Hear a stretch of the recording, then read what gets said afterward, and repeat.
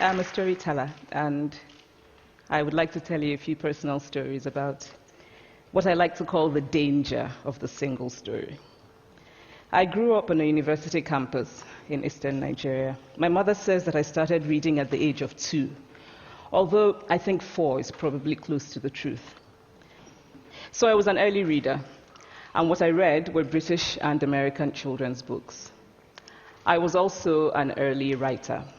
And when I began to write at about the age of 7, stories in pencil with crayon illustrations that my poor mother was obligated to read, I wrote exactly the kinds of stories I was reading.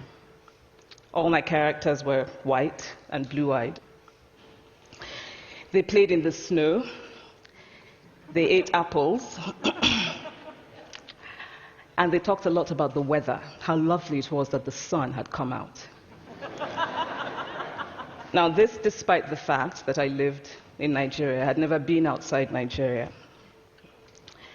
We didn't have snow. We ate mangoes. And we never talked about the weather because there was no need to. My characters also drank a lot of ginger beer because the characters in the British books I read drank ginger beer. Never mind that I had no idea what ginger beer was. And for many years afterwards, I would have a desperate desire to taste ginger beer. But that is another story. What this demonstrates, I think, is how impressionable and vulnerable we are in the face of a story, particularly as children. Because all I had read were books in which characters were foreign, I had become convinced that books, by their very nature, had to have foreigners in them and had to be about things with which I could not personally identify. Now, things changed when I discovered African books. There weren't many of them available, and they weren't quite as easy to find as the foreign books. But because of writers like Chinua Achebe and Kamara, I went through a mental shift in my perception of literature. I realized that people like me, girls with skin the color of chocolate, whose kinky hair could not form ponytails, could also exist in literature. I started to write about things I recognized. Now, I loved those American and British books I read. They stirred my imagination. They opened up new worlds for me. But the unintended consequence was that I did not know that people like me could exist in literature. So what the discovery of African writers did for me was this. It saved me from having a single story of what books are. I come from a conventional middle-class Nigerian family. My father was a professor. My mother was an administrator. And so we had, as was the norm, live-in domestic help who would often come from nearby rural villages. So the year I turned 8, we got a new houseboy. His name was Fide. The only thing my mother told us about him was that his family was very poor. My mother sent yams and rice and our old clothes to his family. And when I didn't finish my dinner, my mother would say, "Finish your food. Don't you know people like Fide's family have nothing?" So I felt enormous pity for Fide's family. Then one Saturday, we went to his village to visit. And his mother showed us a beautifully patterned basket made of dyed raffia that his brother had made. I was startled. It had not occurred to me that anybody in his family could actually make something. All I had heard about them was how poor they were, so that it had become impossible for me to see them as anything else but poor. Their poverty was my single story of them. Years later, I thought about this when I left Nigeria to go to university in the United States. I was 19. My American roommate was shocked by me. She asked where I had learned to speak English so well and was confused when I said that Nigeria happened to have English as its official language. She asked if she could listen to what she called my tribal music, and was consequently very disappointed when I produced my tape of Mariah Carey. She assumed that I did not know how to use a stove. What struck me was this. She had felt sorry for me even before she saw me. Her default position toward me, as an African, was a kind of patronizing, well-meaning pity. My roommate had a single story of Africa, a single story of catastrophe. In this single story, there was no possibility of Africans being similar to her in any way, no possibility of feelings more complex than pity, no possibility of a connection as human equals. I must say that before I went to the US, I didn't consciously identify as African. But in the US, whenever Africa came up, people turned to me, never mind that I knew nothing about places like Namibia. But I did come to embrace this new identity, and in many ways I think of myself now as African, although I still get quite irritable when Africa is referred to as a country, the most recent example being my otherwise wonderful flight from Lagos 2 days ago, in which there was an announcement on the Virgin flight about their charity walk in India, Africa, and other countries. So after I had spent some years in the US as an African, I began to understand my roommate's response to me.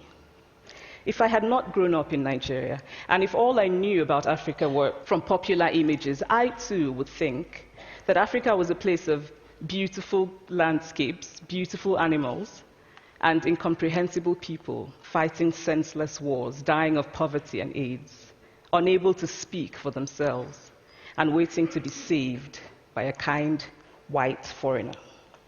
I would see Africans in the same way that I, as a child, had seen Fide's family. This single story of Africa ultimately comes, I think, from Western literature. Now, here's a quote from the writing of a London merchant called John Locke, who sailed to West Africa in 1561 and kept a fascinating account of his voyage. After referring to the black Africans as beasts who have no houses, he writes, "They are also people without heads, having their mouths and eyes in their breasts." Now, I've laughed every time I've read this, and one must admire the imagination of John Locke. But what is important about his writing is that it represents the beginning of a tradition of telling African stories in the West, a tradition of sub-Saharan Africa as a place of negatives, of difference, of darkness, of people who, in the words of the wonderful poet Rudyard Kipling, are half devil, half child.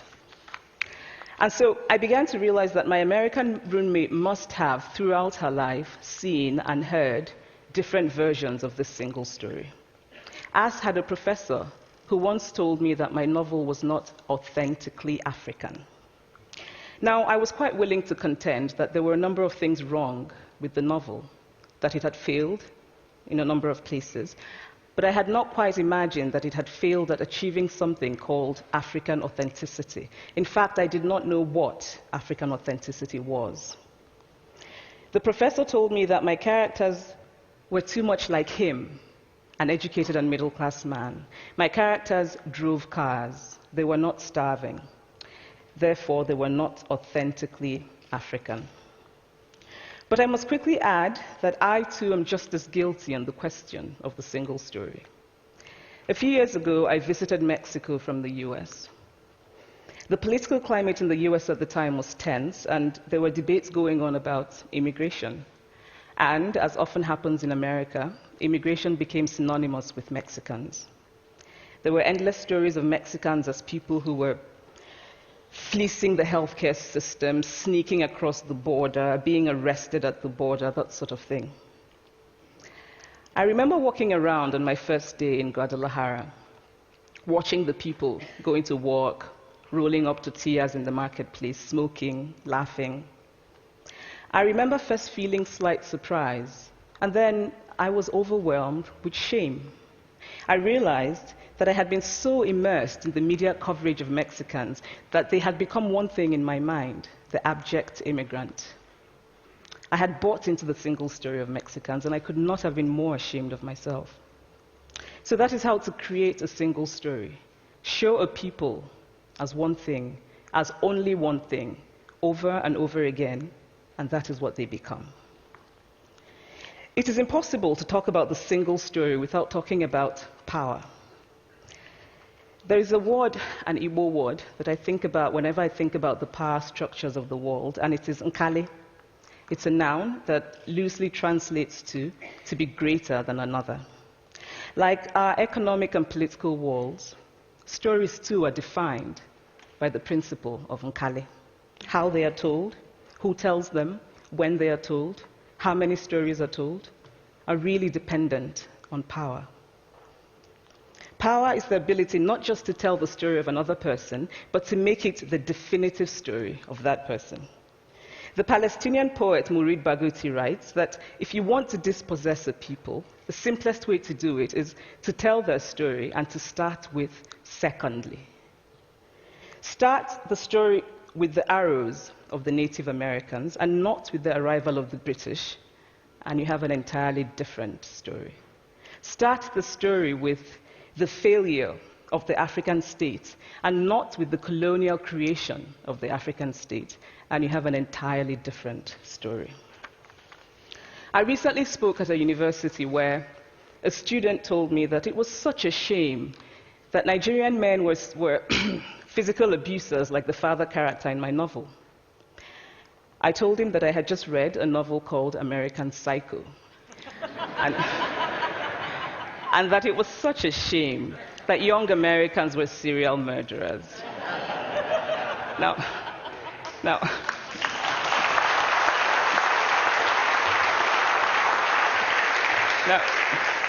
obviously, I said this in a fit of mild irritation, but it would never have occurred to me to think that just because I had read a novel in which a character was a serial killer, that he was somehow representative of all Americans.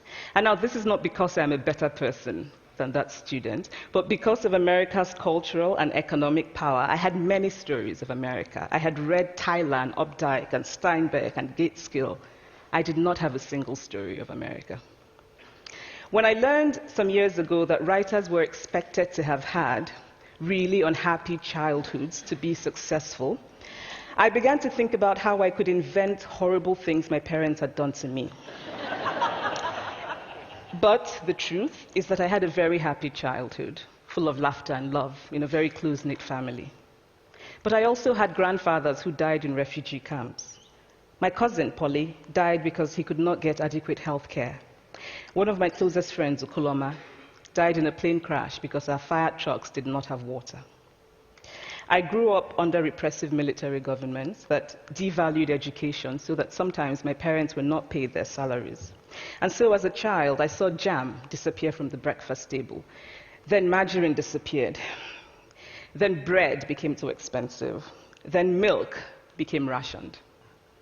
And most of all, a kind of normalized political fear invaded our lives. All of these stories make me who I am.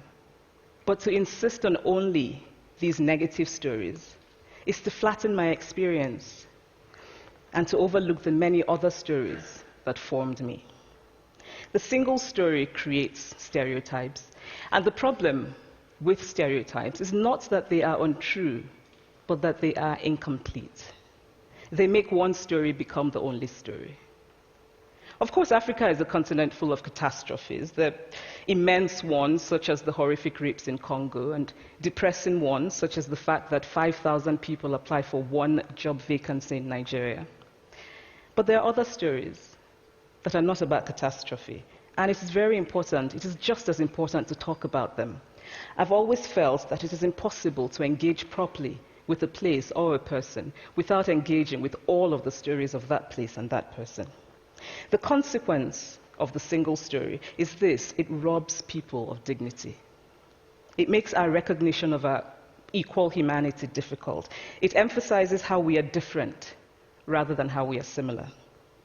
So what if before my Mexican trip, I had followed the immigration debate from both sides, the US and the Mexican? What if my mother had told us that Fide's family was poor and hardworking? What if we had an African television network that broadcast diverse African stories all over the world, what the Nigerian writer Chinua Achebe calls a balance of stories? What if my roommate knew about my Nigerian publisher, Mukhtar Bakare, a remarkable man who left his job in a bank to follow his dream and start a publishing house? Now, the conventional wisdom was that Nigerians don't read literature. He disagreed. He felt that people who could read would read if you made literature affordable and available to them. Shortly after he published my first novel, I went to a TV station in Lagos to do an interview. And a woman who worked there as a messenger came up to me and said, "I really liked your novel. I didn't like the ending. Now you must write a sequel, and this is what will happen." And she went on to tell me what to write in the sequel. Now, I was not only charmed, I was very moved. Here was a woman, part of the ordinary masses of Nigerians who were not supposed to be readers. She had not only read the book, but she had taken ownership of it and felt justified in telling me what to write in the sequel. Now, what if my roommate knew about my friend, Fumi Yonda, a fearless woman who hosts a TV show in Lagos and is determined to tell the stories that we prefer to forget? What if my roommate knew about the heart procedure that was performed in the Lagos hospital last week? What if my roommate knew about contemporary Nigerian music, talented people singing in English and Pidgin and Igbo and Yoruba and Ijo, mixing influences from Jay-Z to Fela to Bob Marley to their grandfathers? What if my roommate knew about the female lawyer who recently went to court in Nigeria to challenge a ridiculous law that required women to get their husband's consent before renewing their passports? What if my roommate knew about Nollywood, full of innovative people making films despite great technical odds? Films so popular that they really are the best example of Nigerians consuming what they produce. What if my roommate knew about my wonderfully ambitious hair braider who has just started her own business selling hair extensions? Or about the millions of other Nigerians who start businesses and sometimes fail, but continue to nurse ambition? Every time I am home, I am confronted with the usual sources of irritation for most Nigerians: our failed infrastructure, our failed government, but also by the incredible resilience of people who thrive despite the government rather than because of it. I teach writing workshops in Lagos every summer, and it is amazing to me how many people apply, how many people are eager to write, to tell stories. My Nigerian publisher and I have just started a non-profit called Farafina Trust, and we have big dreams of building libraries and refurbishing libraries that already exist and providing books for state schools that don't have anything in their libraries, and also of organizing lots and lots of workshops on reading and writing for all the people who are eager to tell our many stories. Stories matter. Many stories matter. Stories have been used to dispossess and to malign, but stories can also be used to empower and to humanize. Stories can break the dignity of a people, but stories can also repair that broken dignity. The American writer Alice Walker wrote this about her southern relatives who had moved to the north, and she introduced them to a book about the southern life that they had left behind. They sat around reading the book themselves, listening to me read the book, and a kind of paradise was regained. I would like to end with this thought, that when we reject the single story, when we realize that there is never a single story about any place, we regain a kind of paradise. Thank you.